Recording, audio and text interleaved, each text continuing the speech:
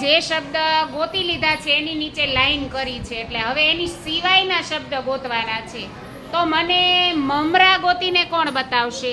મમરા. ચાલો પ્રિયાંશીબેન મમરા બતાવો. તો પહેલા બતાવો બેટા. મમરા ક્યાં લખ્યું છે? એની આ બાજુ હજી એક મ છે. હા, કરો હાલો. Very good. જેથી શબ્દ ચાલુ થતો ને ત્યાંથી લીટો કરાય. કાંઈ વાંધો નહીં, કરી દે. Very good. ચાલો નમન ગોતો. નમન કોને મળી ગયું? નમન.